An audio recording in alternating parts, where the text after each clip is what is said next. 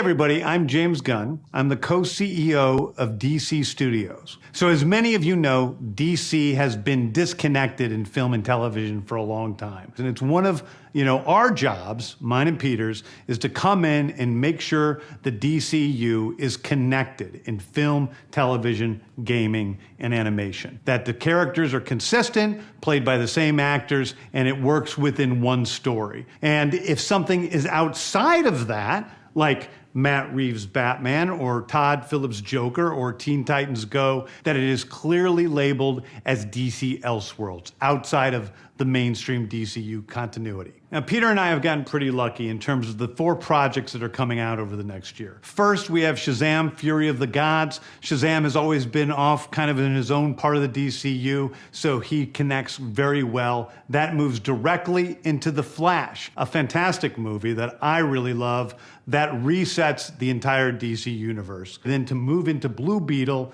a fantastic film about a kid who's a marvelous part of the DCU, and then into Aquaman 2, which leads directly into our next few projects, which I'm going to tell you about now. So, Peter and I, along with a group of very talented writers, have started to map out an 8 to 10 year plan of what DC Studios will be in film, television, and gaming. This first chapter is called Gods and Monsters. Now, what I'm about to tell you, is a part of the first chapter. It's not the entire first chapter.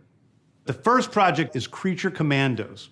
Creature Commandos is an animated series. I've written all the episodes. Something we're going to do that's a little bit different at DC is we're going to have characters move into animation, out of animation, usually having the same actor play their voice as who plays them in live action.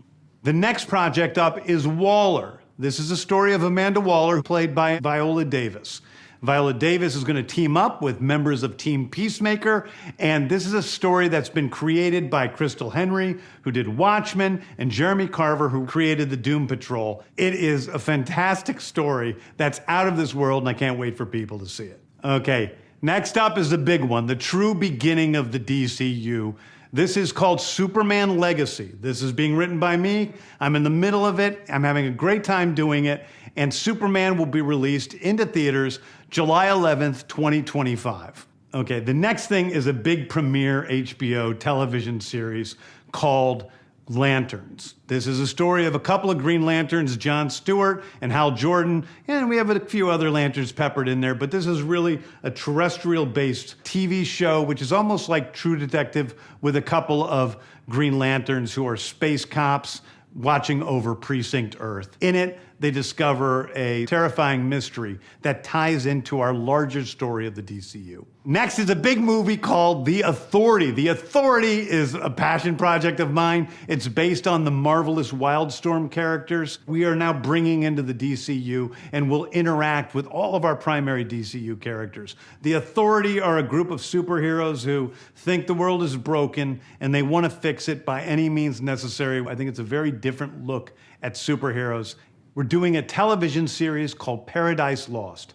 Paradise Lost is the story of Paradise Island, usually known as Themyscira, which is the birthplace of Wonder Woman. It's almost like Game of Thrones with Westeros, but with all of the inhabitants of Paradise Island. The introduction of the DCU's Batman is The Brave and the Bold. The Brave and the Bold is the story of Batman and his actual son, Damian Wayne. This is based on Grant Morrison's great comic book run. Damian Wayne is my favorite Robin. He's a little assassin who Batman tries to get in line, and so this is the story of the two of them and the beginning of sort of the Bat family in the DCU.